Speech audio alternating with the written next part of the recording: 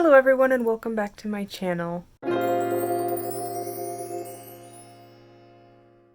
In today's video, I want to talk a little bit about the way that I like to outline for NaNoWriMo. I will say that this is sort of a new process for me. I haven't always done it this way, and it does change a bit year by year, but that's sort of just the nature of writing for me. I tend to change my methods as I go because that's just what works best for me at the time. So this is what I'm doing this year to prepare for NaNoWriMo, and I'm just going to take you along with me and show you my note card method.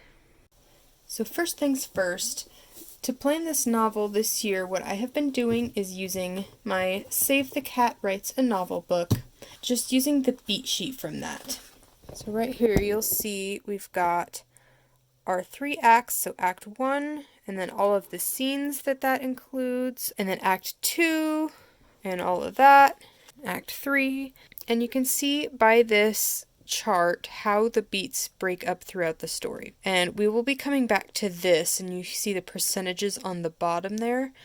We will be using that with our note cards, but I will show you sort of how that works. The first thing we're going to do, I have 3 colors of note cards. You'll see I have blue, pink, and yellow. Each color is for a different act. So I'm just going to take each one. I'm going to take the blue for Act 1, and I'm just going to turn it over to the back side. And on each one, I'm going to write the scene number.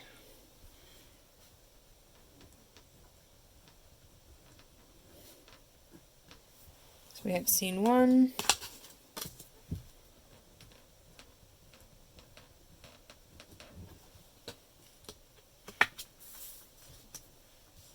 And we're just going to do that with all of the rest of these cards as well.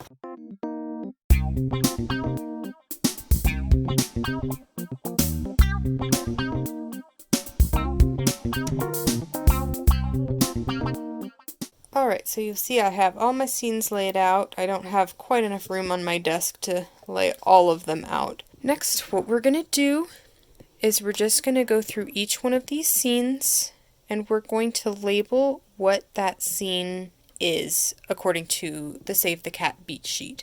So for instance, scene 1, we're going to say it's the opening image.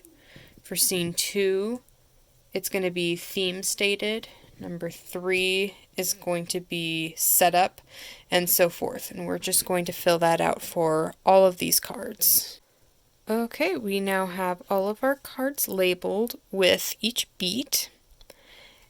And what we're going to do next is we're going to refer back to that chart that we took a look at the beginning. And you can see where these different beats are, and it will show you how far through the story you're technically supposed to be. These percentages, what we're going to do for our purposes of NaNoWriMo, is just set 100% as 50,000 words. And then we'll go all the way through that with all of these percentages, and we'll figure out how many words each section is supposed to be. And some of them, it's going to be a bit of a range because, as you can see, these beats are kind of just pointing to a random spot on this graph, and there's no set number. However, you can kind of guess at, like, okay, if the catalyst is supposed to be about 10%, and that is beat 4, because we've got our opening image, theme stated, and our setup, which isn't really pictured in the graph. Those just need to get you up to 10%. So it's good to have an estimation of words of how far it's going to be. So technically our catalyst will be at 10% of the novel, which means that should be about 5,000 words by the time we get there. And then we can just kind of decide if the opening image is going to be pretty short. Let's say that's just going to be about 500 words. And then we've got our theme and our setup. So let's say our theme stated, we're going to be at 2,500 words. So we're going to be 2,000 words further than our opening image. And then our setup, let's say that's going to be getting up to just about that 5,000 so that our catalyst is right around that area.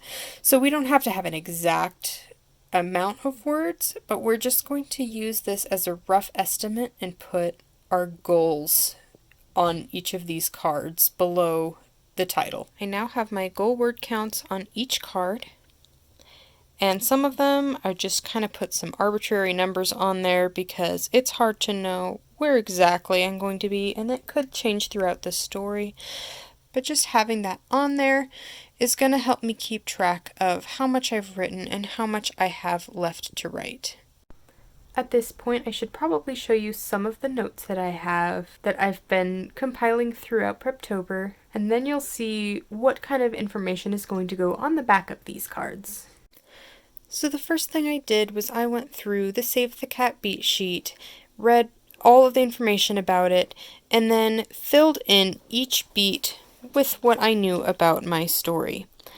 I just put a little bit of information in each one, kind of some notes on the things that I knew were going to be happening in the story. I'm kind of moving quickly since I don't want to give too much away about this story. My next step was to write out my subplots, and each subplot for my story happened to be a relationship between the main character and one other character, or in the last case, two characters. So what I would do is I would take each one, so I have Mark and Mavis, and I wrote down all of the information I knew about that plot in particular. Then I did the same thing with Mark and his mom, and you can see what I kind of did was I would have beginning, and then I would describe their relationship at the beginning in what things looked like. And then middle, and then throughout the story, what is changing, what happens to them, what eventually makes their relationship develop differently than it was at the beginning. And at the end, what is it like at the end of the story? I just did that with each character in my story. Once I had that all done, I took the Save the Cat beats sheet once more and laid it all out here. You see I have Act 1, Act 2, Act 3, and then all of my scenes. And I just took each character's subplot and wrote out what is happening in that particular subplot during that time. And then I did that with each character. Once I have all of that information done, then I can take all of those points from all of those subplots and write them in bullet points on the back of each note card on the lined side. Alright, I'm going to show you my first card as an example. So I have Scene 1, opening image. My goal is to have 500 words. And on the back here I have my scene number, opening image, and I have that just so that when I have them all flipped over, I can still identify which one is which without having to flip the card over to read it. And then I just have a little bullet point list of what I know happens in that scene. And then at the bottom of this card, I have written the date that this happens on. So this first day of school, because he's coming into the school way late in the year, in the fourth quarter. And this is going to help me keep track just of the dates in my story. Another thing I'll do is I will write out a calendar of the entire length of my story. So you'll see April 20th. I have 2022 just as a guideline so that I get days of the week right, but I don't think that it actually matters what year it is. I just didn't want to make it this year because I felt like it'd be a little obvious if I left out the whole mention of quarantine and all of that and just pretended like everything was normal. So I just picked next school year instead of this one. So now when I fill in all my scenes, I can look at how much time I have, because I have to fit my entire novel into a month and some change. This will help me to avoid any kind of plot holes, like adding too many weeks or too many scenes to fill up this time. One thing that I tend to do sometimes is when I don't know how to finish a scene, I'll just add a time lapse and jump ahead in time. And that's something that I really can't afford to do very much this year, since my story takes place in such a short amount of time that I'm going to need to write something for just about every day of this to be able to finish 50,000 words of story.